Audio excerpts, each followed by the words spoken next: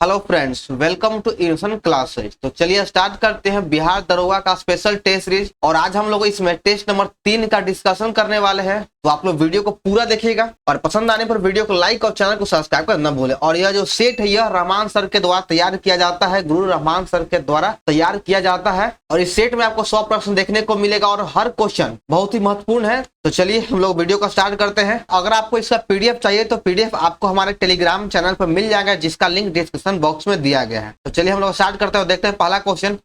और स्टार्ट करने से पहले दोस्तों आप लोग इस वीडियो को अपने दोस्तों ग्रुप में शेयर जरूर करें। सेट 3 का पहला क्वेश्चन है। इसमें कहा गया कि इनमें से कौन सा शब्द कनक शब्द का अर्थ नहीं है, यानी कनक का अर्थ कौन नहीं है। तो इसमें कनक का केस अर्थ नहीं होगा, 4 नंबर सही हो जाएगा केस। कनक का अर्थ होता है धतूरा, खजूर और सोना, ये तीनों होगा, केस नहीं होगा। अगला प्रश्न है 2 नंबर, अपनी करनी पार उतरनी, लोक्ति का अर्थ क्या होगा, यानी इसका अर्थ क्या होगा कि अपनी करनी पार उतरने। तो इसका अर्थ होता है कर्म का फल अवश्य मिलता है, कर्म का फल अवश्य मिलता है, इसका अर्थ हो जाएगा। अगला देखिए 3 नंबर, इसमें फिलिंग द ब्लैंक्स है। अब बिहार दरोगा में हिंदी और इंग्लिश भी रहेगा, तो इसलिए 1-2 प्रश्न इंग्लिश का भी डालना रहता है। He dashed 2 wickets before play was interrupted by the rain। तो इसमें आपका हैड टेकन भराएगा, हैड टेकन हो जाएगा। आगे देखिए 4 नंबर में filling the blanks, we are so late, यहाँ पे आपका भरा जाएगा वी आर सो लेट के बाद हो जाएगा that we can not catch the train. चलिए आगे देखते हैं 5 नंबर, पन्नालाल घोष किस वाद्य यंत्र से संबंधित है। पन्नालाल घोष का संबंध बांसुरी वादक से है। पन्नालाल घोष एक बांसुरी वादक है और इनका जो जन्म था वह बांग्लादेश में हुआ था। अभी वर्तमान में जो बांग्लादेश है वहीं इनका जन्म हुआ था। आगे देखते हैं 6 नंबर, राष्ट्रीय विज्ञान दिवस कब मनाया जाता है। राष्ट्रीय विज्ञान दिवस प्रतिवर्ष 28 फरवरी को मनाया जाता है। प्रतिवर्ष 28 फरवरी को राष्ट्रीय विज्ञान दिवस मनाया जाता है। आगे देखते हैं अगला प्रश्न है कि राउत नाच कहाँ का सुप्रसिद्ध आदिवासी नृत्य है। राउत नाच कहाँ का प्रसिद्ध आदिवासी नृत्य है। तो यह हो जाएगा छत्तीसगढ़, छत्तीसगढ़ इसका सही नृत्य है, आंसर है। यह जो नृत्य है राउत नाच, यह जो है एक विशेष प्रकार की जाति के द्वारा किया जाता है, या वह जाति का नाम यादव या यादववंशियों के द्वारा यह नाच किया जाता है। ग्रैमी पुरस्कार किस क्षेत्र में दिया जाने वाला प्रमुख पुरस्कार है। यह जो पुरस्कार है यह संगीत के क्षेत्र में दिया जाने वाला महत्वपूर्ण पुरस्कार है। तो ग्रैमी पुरस्कार का संबंध, ग्रैमी पुरस्कार का संबंध हो जाएगा संगीत से। कारावास नामक पत्रिका का लेखक कौन था। कारावास नामक पत्रिका का लेखक हो जाएगा भवानी दयाल सन्यासी, भवानी दयाल सन्यासी इसका सही उत्तर है। आगे देखिए अगला प्रश्न है 10 नंबर, मलिक बया का मकबरा कहाँ स्थित है। मलिक बया का मकबरा बिहार शरीफ में है और यह बिहार शरीफ के पीर पहाड़ी पर है, बिहार शरीफ के पीर पहाड़ी पर स्थित है। 11 नंबर देखिएगा, बिहार में लोकायुक्त की स्थापना किस वर्ष किया गया था। बिहार में लोकायुक्त की स्थापना 1971 में किया गया था। 3 नंबर बिल्कुल सही हो जाएगा 1971। और बिहार के अगर पूछ दे कि पहले लोकायुक्त कौन है, तो इसके पहले लोकायुक्त हो जाएगा वासुदेव सोहिना, वासुदेव सोहिनी इसका प्रथम लोकायुक्त है। आगे देखिए 12 नंबर, और बिहार में लोकायुक्त की स्थापना 1971 ईस्वी में किया गया था। 1971 ईस्वी में बिहार में लोकायुक्त की स्थापना किया गया था और ये इसकी जो स्थापना है यह 1970 के अधिनियम के तहत किया गया था। अगला प्रश्न देखिएगा 12 नंबर, भारत की केंद्रीय सरकार में सार्वजनिक वित्तीय प्रबंधन प्रणाली की देखरेख के लिए कौन सा विभाग एक नोडल विभाग है। तो 12 का सही आंसर हो जाएगा ऑप्शन ए, व्यय विभाग एक नोडल विभाग है। तो 1 नंबर सही हो जाएगा। आगे देखिए 13 नंबर, निम्नलिखित में कौन सी एजेंसी भारत में राजकोषीय नीति तैयार करने के लिए जिम्मेदार है। तो भारत में राजकोषीय नीति को तैयार किया जाता है वित्त मंत्रालय के द्वारा। वित्त मंत्रालय के द्वारा भारत में राजकोषीय नीति को तैयार किया जाता है। औद्योगिक उत्पादन सूचकांक की गणना में सबसे अधिक भरांश किसको दिया जाता है। तो सबसे अधिक भरांश बिजली को दिया जाता है। तो 1 नंबर सही हो जाएगा बिजली। अगला प्रश्न है 15 नंबर, इसमें दिया गया कि किसे वस्तु एवं सेवा कर जीएसटी के दायरे में रखा गया है। तो वस्तु एवं सेवा कर यानी जीएसटी के दायरे में घी को रखा गया है। घी को जीएसटी के दायरे में रखा गया है। और शराब, विद्युत और पेट्रोलियम उत्पाद ये तीनों को जीएसटी के श्रेणी से या जीएसटी के दायरे से बाहर रखा गया है।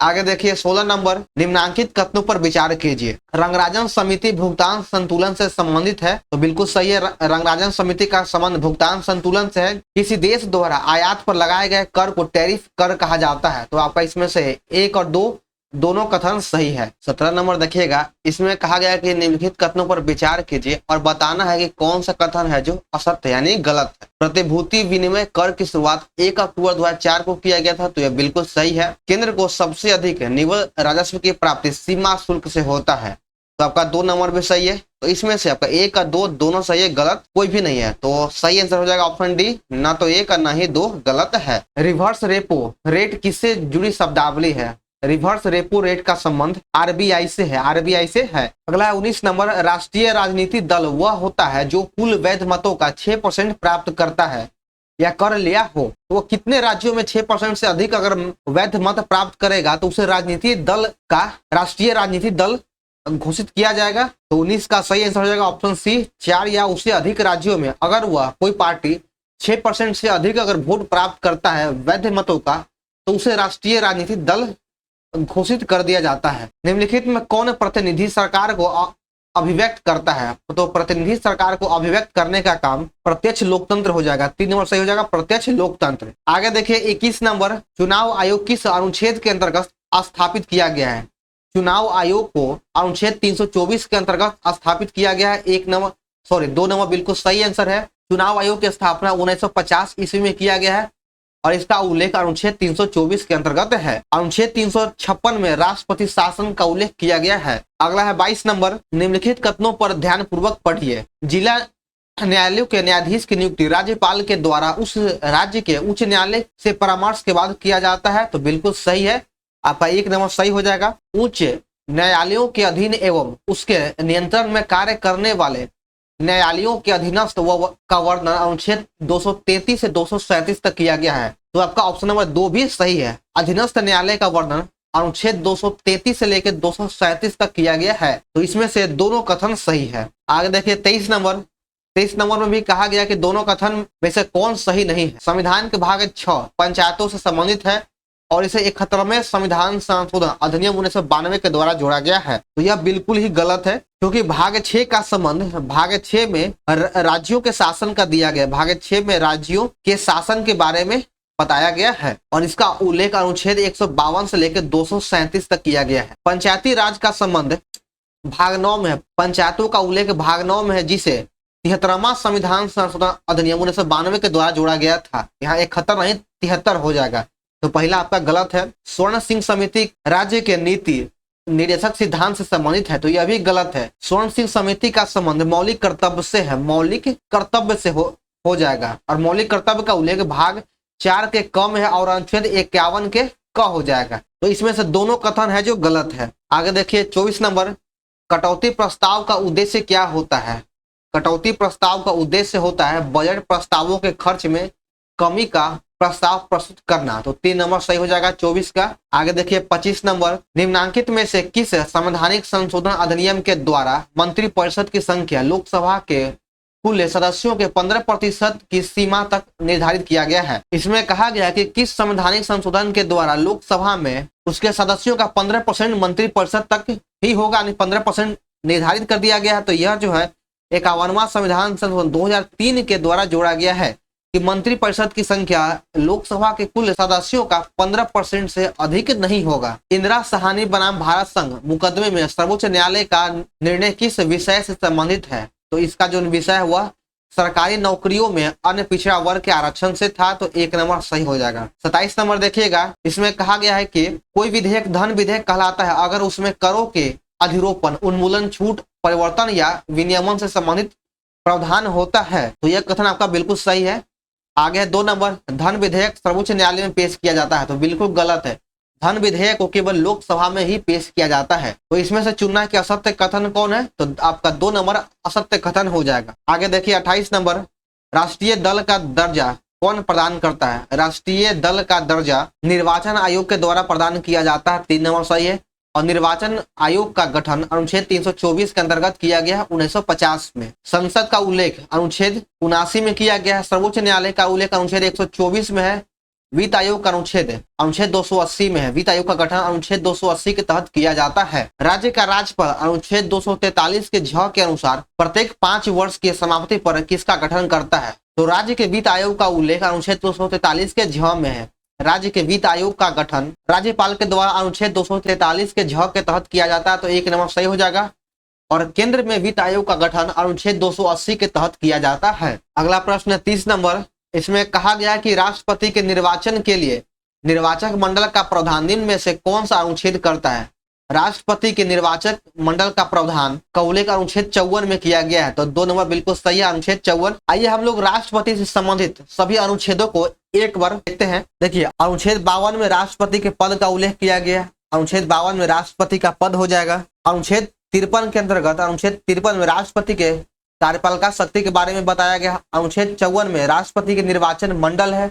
अनुच्छेद 55 में राष्ट्रपति के निर्वाचन की रीति या तरीकों के बारे में कहा गया। अनुच्छेद 56 के अंतर्गत राष्ट्रपति के पदावधि या फिर कार्यकाल को बताया गया कि शपथ ग्रहण करने से 5 वर्ष तक रहेगा, यह अनुच्छेद 56 के अंतर्गत है। अनुच्छेद 57 के अंतर्गत पुनर्निर्वाचन के बाद कहा गया है, पुनर्निर्वाचन के बारे में कहा गया है। अनुच्छेद 58 में राष्ट्रपति की योग्यता है, अनुच्छेद 58 में राष्ट्रपति का योग्यता हो जाएगा।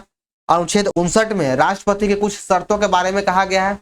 अनुच्छेद 60 में राष्ट्रपति का शपथ ग्रहण है और अनुच्छेद 61 के अंतर्गत राष्ट्रपति पर महाभियोग के लिए कहा गया है। तो चलिए, ये था राष्ट्रपति से संबंधित कुछ अनुच्छेद। चलिए आगे देखते हैं 31 नंबर को। Partnership for carbon accounting financial PCAF में शामिल होने वाला भारत का पहला बैंक कौन है। तो शामिल होने वाला पहला भारतीय बैंक हो जाएगा union bank of India. 4 number सही हो जाएगा, union bank of India.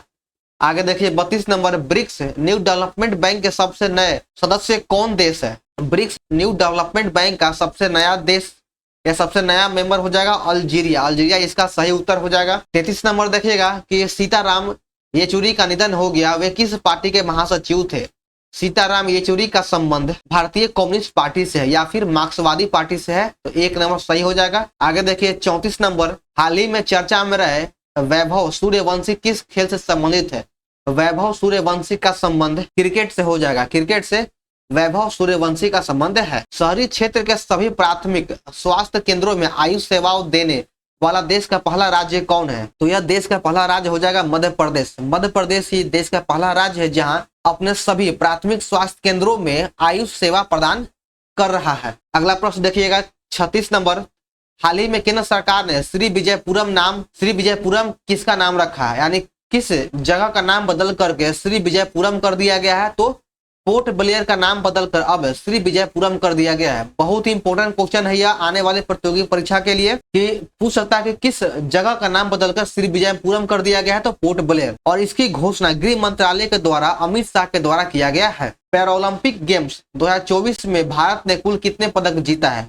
Paralympics में भारत के द्वारा कुल मिलाकर 29 पदक जीता गया, जिसमें से 7 स्वर्ण पदक है, 9 रजत है और 13 कांस्य पदक जीता गया। 7 गोल्ड, 9 रजत हो जाएगा और 13 कांस्य। आगे देखिए 38 नंबर। किसने पहली बार अमेरिकी ओपन 2024 का महिला एकल का खिताब जीता है। अमेरिकी ओपन 2024 का महिला एकल का खिताब पहली बार एरिना सबालेका के द्वारा जीता गया है। 3 नंबर सही हो जाएगा, एरिना। यहाँ पे एरिना नहीं होगा, अरियाना हो जाएगा, अरियाना सबालेका। आ गया 39 नंबर।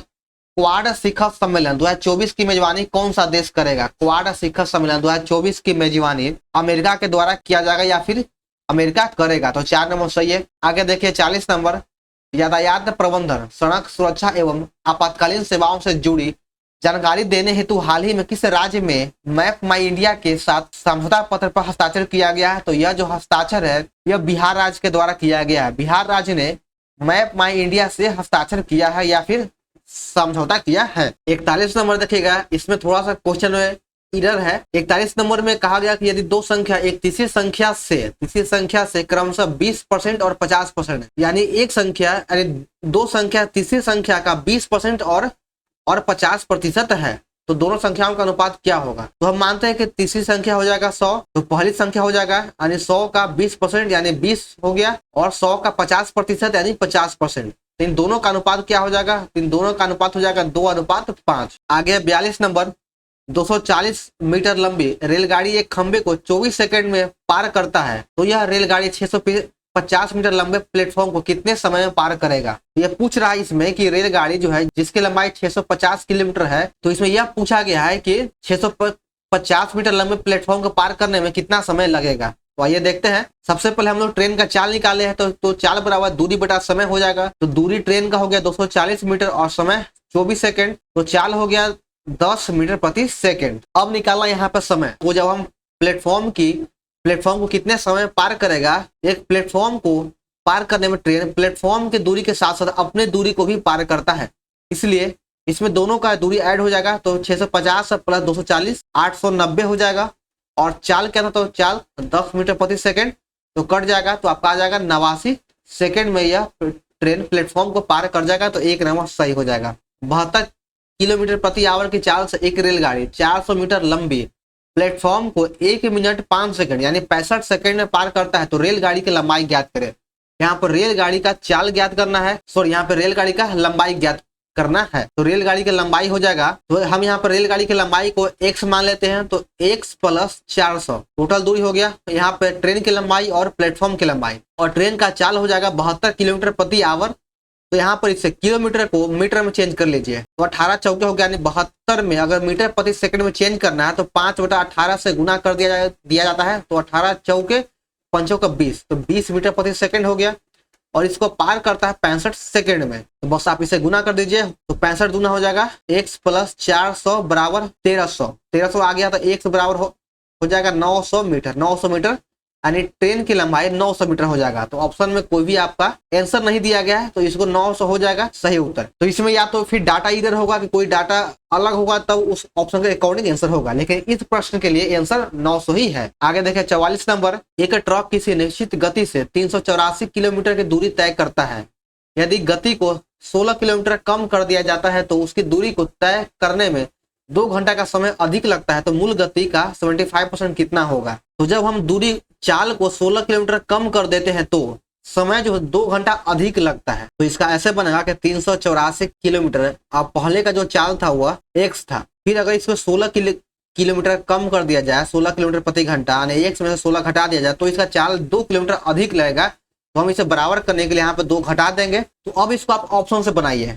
ऑप्शन से इसलिए कि इसमें थोड़ा, अगर आप फॉर्मूला से अगर इस तरह से बनाएंगे तो यह द्विघात समीकरण का रूप ले लेगा और बहुत ही लंबा बन जाएगा। तो यहाँ पर हम x बराबर 64 मान रखते हैं। तो अगर x के मान 64 रखेंगे तो देखिए यहाँ पे आ जाएगा, जब यहाँ पे 384 बटा 64 हो जाएगा तो इसका मान 6 आ गया। लेकिन जब चाल को 16 किलोमीटर प्रति घंटा कम कर दिए हैं तब क्या जाएगा, 48 से भाग देने पर आ जाएगा 8 घंटा। पहले 6 घंटा लग रहा था और अब लग रहा है 8 घंटा, तो 2 घंटा अधिक समय लगा। तो पूछ रहा है कि इसके मूल चाल का, मूल गति का 75% क्या होगा। तो 64 का 75% निकालना था। 25 चौके 16 चौके 64, तो 16 48, तो इसका 48 आंसर हो जाएगा। तो थोड़ा आप ऑप्शन के भी सोच सकते हैं, ऑप्शन के अकॉर्डिंग हम बनाए तो ज्यादा बेहतर रहेगा, द्विघात समीकरण से यह लेंदी हो जाएगा। चलिए देखते हैं 45 नंबर।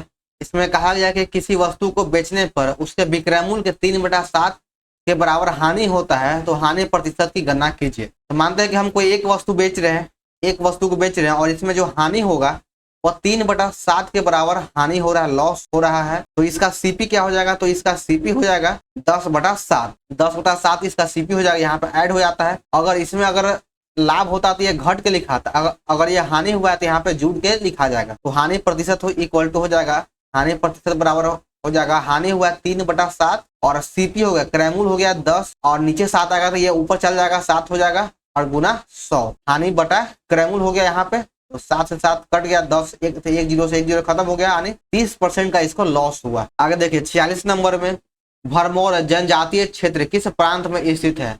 भरमौर जनजातीय क्षेत्र हिमाचल प्रदेश में स्थित है। 2 नंबर सही हो जाएगा, हिमाचल प्रदेश के चंबा जिले में स्थित है। 47 नंबर में कहा गया कि निम्नलिखित कथनों पर विचार कीजिए और बताना है कि कौन सा कथन है जो सत्य है। उत्तराखंड राज्य का गठन 1 नवंबर 2000 ईस्वी को किया गया था, बिल्कुल गलत है। उत्तराखंड का गठन 9 नवंबर को किया गया था, इसका गठन 9 नवंबर को किया गया था, तो पहला गलत हो जाएगा। छत्तीसगढ़ का गठन 9 नवंबर को नहीं, छत्तीसगढ़ का गठन 1 नवंबर को किया गया था, तो यह भी गलत है।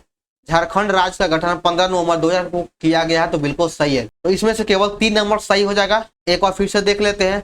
उत्तराखंड राज्य का गठन 9 नवंबर 2000 को किया गया है। छत्तीसगढ़ का गठन 1 नवंबर 2000 को किया गया है। झारखंड राज्य का गठन 15 नवंबर 2000 ईस्वी को किया गया है। इसमें से 3 नंबर ही केवल सत्य था। 48 देखिएगा, निम्नलिखित कथनों पर विचार कीजिए। नरौरा परमाणु ऊर्जा केंद्र गंगा नदी के तट पर स्थित है और कल्पक्कम परमाणु ऊर्जा केंद्र रूस के मदद से बनाया गया है। तो इन दोनों में से कौन सा कथन है जो सही है? तो इसमें से आपका केवल 1 नंबर सत्य है, केवल 1 सही है और बाकी दूसरा गलत है। जो नरौरा जो है यह यूपी में है, यह यूपी में गंगा नदी के किनारे स्थित है। कल्पक्कम परमाणु ऊर्जा केंद्र यह रूस की मदद से नहीं बल्कि यह कनाडा की मदद से बनाया गया है। तो इसमें से केवल 1 नंबर सही हो जाएगा। आगे देखिए 49 नंबर, बारालाचला दर्रा निम्न में से किसे जोड़ता है? बारालाचला दर्रा यह जो है यह हिमाचल प्रदेश लाहौल स्पीति को लेह से जोड़ता है। तो 1 नंबर बिल्कुल सही है, लाहौल स्पीति और लेह को जोड़ता है। आगे 50 नंबर, लोसर उत्सव का संबंध किससे है? तो लोसर उत्सव का संबंध हो जाएगा लद्दाख से। यह एक प्रकार का लद्दाख का 9 वर्ष पर्व है जो मनाया जाता है। तो यह लद्दाख में मनाया जाता है। तो 3 नंबर सही आंसर हो जाएगा।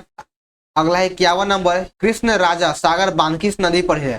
तो कृष्ण राजा सागर बांध कावेरी नदी पर स्थित है और यह कावेरी नदी पर है और यह कर्नाटक राज्य में है, कर्नाटक राज्य में स्थित है। तो कालिकाई जलप्रपात किस राज्य में है? तो कालिकाई जलप्रपात भारत के मेघालय राज्य में है। तो 1 नंबर 52 का सही हो जाएगा। 53 नंबर में देखिएगा, इसमें कहा गया है कि सही कथन का पहचान कीजिए। अराकानियोमा पर्वत श्रेणी हिमाचल पर्वत श्रेणी का यानी हिमालय पर्वत श्रेणी का ही पूर्वी विस्तार है जो पश्चिमी म्यांमार के रखाइन तटवर्तीय राज्य और इरावती नदी बेसिन के मध्य स्थित है। तो यह बिल्कुल सही है। यह पर्वत श्रेणी भारत और म्यांमार के बीच प्राकृतिक सीमा का निर्धारण करता है। तो यह भी कथन सही है। तो इसमें से 1 और 2 दोनों सही हो जाएगा। 54 नंबर देखिएगा, जिब्राल्टर जल संधि निम्न में से किसको जोड़ता है? जिब्राल्टर जल संधि भूमध्य सागर को अटलांटिक महासागर से जोड़ता है। तो 2 नंबर बिल्कुल सही है। और यह जो है यूरोप और अफ्रीका के बीच सीमा का काम करता है। यूरोप और अफ्रीका के बीच सीमा का काम भी करता है। या यूं कहें कि यूरोप और अफ्रीका को बांटने वाला संधि हो जाएगा जिब्राल्टर जल संधि। निम्नलिखित कथनों पर विचार कीजिए। 55 में कहा गया है कि किनारी जलधारा उत्तरी अमेरिका के पूर्वी तट पे बहता है। तो नहीं, यह जो जलधारा यह उत्तरी अमेरिका के पूर्वी तट पे नहीं बहता, बिल्कुल गलत है, पहला हो जाएगा। यह अटलांटिक महासागर में बहने वाली जलधारा है। लेब्राडोर जलधारा उत्तरी अमेरिका के पूर्वी तट पे बहता है। तो बिल्कुल सही है। इसमें से केवल 2 नंबर सही है, पहला गलत है। आगे देखिए 56 नंबर, जूरा की पहाड़ी किन 2 देशों को जोड़ता है? जूरा की पहाड़ी स्विट्जरलैंड और फ्रांस को जोड़ता है। स्विट्जरलैंड और फ्रांस को जोड़ता है। 57 नंबर देखिएगा, तमिलनाडु के रानीपेट किस लिए प्रसिद्ध है? तमिलनाडु शहर का रानीपेट रासायनिक उर्वरक उद्योग के लिए ही बहुत ही फेमस है। तो 57 का 1 नंबर सही हो जाएगा। अगला प्रश्न देखिएगा 58 नंबर, भारत के जनांकीय इतिहास में किस वर्ष को महाविभाजन कहा जाता है? तो जनसंख्या के दृष्टिकोण से महाविभाजक वर्ष 1921 ईस्वी को कहा जाता है। 2 नंबर सही हो जाएगा। इंदिरा सागर बांध किस राज्य में है? इंदिरा सागर बांध नर्मदा नदी पर यह जो है मध्य प्रदेश में है, मध्य प्रदेश राज्य में है। निम्नलिखित कथनों पर विचार कीजिए और बताइए कि कौन सा कथन गलत है। तिलहन प्रौद्योगिकी मिशन की स्थापना 1986 में किया गया था। बिल्कुल सही है, 1 नंबर सही है। काली क्रांति कोयला उत्पादन से संबंधित है। तो बिल्कुल गलत है। काली क्रांति का संबंध पेट्रोलियम से है। तो 2 नंबर गलत हो जाएगा। अगला प्रश्न देखिएगा 61 नंबर, किस स्थान में मानव कंकाल के साथ कुत्ते का भी कंकाल प्राप्त हुआ है? तो मानव कंकाल के साथ साथ कुत्ते का भी कंकाल बुर्जहोम से प्राप्त हुआ और यह जम्मू कश्मीर में है। सारनाथ स्तंभ का निर्माण किसने करवाया था? सारनाथ स्तंभ का निर्माण राजा अशोक के द्वारा किया गया है। तो 2 नंबर इसका सही उत्तर है राजा अशोक, जिसका संबंध मौर्य वंश से है। किस चोल शासक ने बंगाल की खाड़ी को चोल झील का स्वरूप प्रदान किया था? चोल झील का स्वरूप राजेंद्र प्रथम के द्वारा प्रदान किया गया है। तो ऑप्शन ए सही हो जाएगा, सॉरी ऑप्शन नंबर बी सही हो जाएगा, राजेंद्र प्रथम। आगे देखिए 64 नंबर, किस वैदिक साहित्य में मोक्ष की चर्चा किया गया है? मोक्ष की चर्चा किस वैदिक साहित्य में है? तो इसका जो उल्लेख है यह उपनिषद में किया गया है। मोक्ष की चर्चा उपनिषद में किया गया है। 65 नंबर में कहा गया निम्नलिखित कथनों पर विचार कीजिए और बताना है कि इसमें से कौन सा कथन है जो असत्य यानी गलत है। जैन धर्म में पूर्ण ज्ञान के लिए कैवल्य शब्द का उपयोग किया गया है। तो बिल्कुल सही है, 1 नंबर सही है इसका। कनिष्क ने धर्म महामात्रों का नियुक्ति किया था। बिल्कुल गलत है। धर्म महामात्रों की नियुक्ति अशोक के द्वारा किया गया था, न कि कनिष्क के द्वारा। तो 2 नंबर गलत हो जाएगा। शिवाजी के प्रशासन में किसे पेशवा कहा जाता था? शिवाजी के प्रशासन में पेशवा प्रधानमंत्री को कहा जाता था। पेशवा जो था वह प्रधानमंत्री को कहा जाता था। कामरूप में वैष्णव धर्म को लोकप्रिय किसने बनाया था? तो कामरूप में वैष्णव धर्म को लोकप्रिय शंकर देव के द्वारा बनाया गया है। तो 4 नंबर सही है। और कामरूप को वर्तमान में असम कहा जाता है। असम को ही पहले कामरूप कहा जाता था। 68 नंबर देखिएगा कि प्रसिद्ध भक्ति संत जो मेवाड़ के शाही परिवार से संबंधित है, तो उस भक्ति संत का नाम हो जाएगा मीराबाई। मीराबाई का संबंध मेवाड़ के शाही परिवार से था। 69 नंबर में कहा गया कि निम्नलिखित कथनों पर विचार कीजिए और बताइए कि कौन सा कथन है जो असत्य है यानी गलत है। 2 अस्पा और सी अस्पा प्रथा की शुरुआत जहांगीर के द्वारा किया गया था, बिल्कुल सही है। मनसबदारों को वेतन नगद एवं जागीर दोनों ही रूप दिया जाता है, तो इसमें से आपका दोनों कथन ही सही है, गलत कोई नहीं है, तो ऑप्शन डी हो जाएगा, न तो 1 न ही 2। 70 नंबर देखिएगा, जगन्नाथ मंदिर किस शैली में निर्मित मंदिर है? तो जगन्नाथ मंदिर का निर्माण नागर शैली में किया गया है।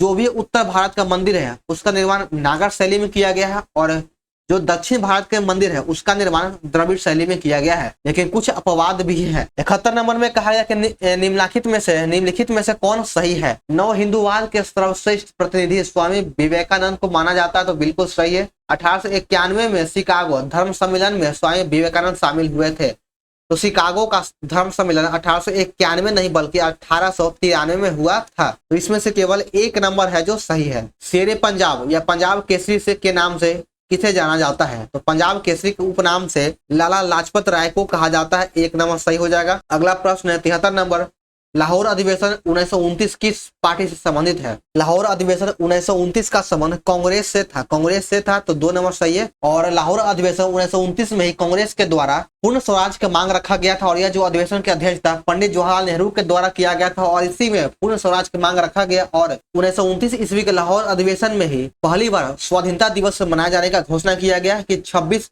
जनवरी को प्रतिवर्ष स्वाधीनता दिवस मनाया जाएगा, और प्रथम स्वाधीनता दिवस 26 जनवरी 1930 ईस्वी को मनाया गया था। चलिए आगे देखते हैं 74 नंबर, इसमें कहा गया कि दोनों में से कौन सा कथन है जो गलत है? 1833 ईस्वी के चार्टर 1 के द्वारा बंगाल के गवर्नर जनरल को भारत का गवर्नर जनरल बना दिया गया था, तो बिल्कुल ही सही है, 1 नंबर ऑप्शन सही है। भारत का पहला governor general lord William Bentinck था, तो इसमें से दोनों कथन है जो सही है, तो ऑप्शन में से तो इसका सही आंसर हो जाएगा ऑप्शन डी, न तो 1 न ही 2 गलत है। उलगुलान आंदोलन किसने चलाया था? उलगुलान आंदोलन बिरसा मुंडा के द्वारा चलाया गया था 1889 से लेकर के 1900 ईस्वी के बीच में या इसके मध्य। अगला प्रश्न है कि डॉक्टर भीमराव अम्बेडकर ने अखिल भारतीय दलित वर्ग की स्थापना कब किया था? डॉक्टर भीमराव अम्बेडकर के द्वारा अखिल भारतीय दलित वर्ग की स्थापना 1930 ईस्वी में किया गया था। चलिए आगे बढ़ते हैं, दिया गया 77 नंबर, निम्नलिखित में से सत्य कथन की पहचान कीजिए। 1 नवंबर 1858 को इलाहाबाद में आयोजित शिव दरबार में इलाहाबाद के दरबार में लॉर्ड कैनिंग ने महारानी विक्टोरिया का घोषणा पत्र पढ़ा था, तो यह बिल्कुल ही सही है। और इस घोषणा पत्र के तहत ईस्ट इंडिया कंपनी के शासन का अधिकार ब्रिटिश साम्राज्य को दे दिया गया था, इसमें से दोनों कथन है जो सही है। चलिए आगे बढ़ते हैं, इंडियन मिरर अखबार का प्रकाशन कहाँ से किया गया था?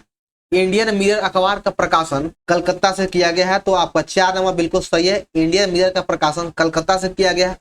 और इसका जो संपादक या प्रकाशन देवेंद्र नाथ टैगोर के द्वारा 1862 ईस्वी में किया गया था। अनुशीलन समिति एक क्या है? तो अनुशीलन समिति एक प्रकार का क्रांतिकारी संगठन था, और इसकी स्थापना सतीश चंद्र बोस और पी मित्रा के द्वारा किया गया था। अनुशीलन समिति का स्थापना सतीश चंद्र बोस और पी मित्रा के द्वारा 1902 ईस्वी में किया गया है। आगे देखिए 80 नंबर, हरिपुरा अधिवेशन किस वर्ष हुआ था? तो हरिपुरा अधिवेशन 1938 ईस्वी में हुआ था, और इसकी अध्यक्षता सुभाष चंद्र बोस के द्वारा किया गया था। आगे 81 नंबर, एल्युमिनियम ऑक्साइड का स्वभाव क्या होता है? एल्युमिनियम ऑक्साइड का स्वभाव उभयधर्मी होता है, तो 3 नंबर बिल्कुल सही है, उभयधर्मी। और इसका सूत्र हो जाएगा Al2O3। एल्युमिनियम ऑक्साइड का सूत्र होता है Al2O3। अगला प्रश्न देखिएगा 82 नंबर, ओम मीटर किसका मात्रक है? तो ओम मीटर मात्रक हो जाएगा प्रतिरोधकता का मात्रक हो जाएगा ओम मीटर। आवर्त सारणी के किस आवर्त में सबसे अधिक रेडियोधर्मी तत्व में होता है? तो रेडियोधर्मी तत्व सबसे अधिक 7वां आवर्त में होगा, तो 2 नंबर सही है। आगे देखिए 84 नंबर, 84 में कहा गया कि मैग्नीशियम क्लोराइड में कौन ऑक्सीकरण कर रहा है? तो मैग्नीशियम क्लोराइड में ऑक्सीकरण मैग्नीशियम के द्वारा किया जा रहा है, तो 1 नंबर सही हो जाएगा। किस रंग का अपवर्तनांक सबसे कम होता है? तो किस रंग का अपवर्तनांक सबसे कम होता है? तो लाल रंग का अपवर्तनांक सबसे कम होता है, और जिस रंग का अपवर्तनांक सबसे कम होगा उस रंग का तरंगदैर्घ्य सबसे अधिक होगा, तो यानी लाल रंग का तरंगदैर्घ्य सबसे अधिक होता है। और बैंगनी रंग का अपवर्तनांक सबसे अधिक होगा और तरंगदैर्घ्य सबसे कम होता है। चलिए आगे देखिए 86 नंबर, निम्नलिखित में कौन सा धातु तत्व सबसे ज्यादा क्रियाशील है? तो ऑप्शन के अकॉर्डिंग सही आंसर हो जाएगा option number A magnesium. Magnesium सबसे अधिक धातु क्रियाशील है। लेकिन अगर बात करें कि सबसे ज्यादा क्रियाशील धातु कौन है तो हो जाएगा पोटेशियम। पोटेशियम सबसे अधिक क्रियाशील धातु है। तड़ित चालक का आविष्कार किसने किया था? तड़ित चालक का आविष्कार बेंजामिन फ्रैंकलिन के द्वारा किया गया है। 3 नंबर सही हो जाएगा बेंजामिन फ्रैंकलिन। अगला 88 नंबर, पानी की टंकी में फंगी को नष्ट करने वाला रसायन का नाम क्या है? तो पानी की टंकी को फंगी के रसायन को नष्ट करने वाला रसायन का नाम है कॉपर सल्फेट। कॉपर सल्फेट इसका रसायन है। अगला देखिएगा 89 नंबर, सीएनजी का मुख्य घटक क्या होता है? तो सीएनजी का मुख्य घटक हो जाएगा CH4। 4 नंबर बिल्कुल सही है CH4। आगे 90 नंबर, इसमें कहा गया है कि 20 केजी द्रव्यमान के एक पदार्थ को 20 मीटर ऊपर उठाने में कितना ऊर्जा लगेगा अगर जी का मान 10 मीटर प्रति सेकंड स्क्वायर दिया गया है? तो कार्य बराबर हो जाएगा mgh हो जाएगा। तो m का मान दिया गया है 20 केजी और यहाँ पे दिया गया है हाइट हो गया यहाँ पे 20 और g का मान दिया गया है 10। तो यहाँ पे हो जाएगा 2 दूना 4, 4000 आ जाएगा। लेकिन इस ऑप्शन के अकॉर्डिंग ऑप्शन नंबर डी हो जाएगा, इनमें से कोई नहीं। चलिए आगे 91 नंबर, निम्न में से कौन एक सदिश राशि है? तो सदिश राशि कौन है? तो ऑप्शन के अकॉर्डिंग हो जाएगा ऑप्शन नंबर डी विद्युत क्षेत्र एक सदिश राशि है। बाकी आपका विद्युत धारा, विद्युत ऊर्जा और विभवान दर, ये तीनों जो हो जाएगा यह अदिश राशि हो जाएगा। सिलिकॉन को गर्म करने पर क्या होगा? तो सिलिकॉन को गर्म करने पर प्रतिरोध घटने लगता है। प्रतिरोध घटता और चालकता बढ़ जाता है। तो 3 नंबर सही है। आगे देखिए 93 नंबर में कहा गया कि कांसा निम्न में से किस मिश्र धातु का बना होता है? तो कांसा का मिश्र धातु तांबा और टीन हो जाएगा। तांबा टीन हो जाएगा। 94 नंबर देखिएगा, एंटीबायोटिक्स अधिकांशतः प्राप्त किया जाता है किससे? तो एंटीबायोटिक्स सबसे अधिक कवक से प्राप्त किया जाता है। जीवों के वर्गीकरण की आधुनिक प्रणाली की सबसे छोटी इकाई क्या है?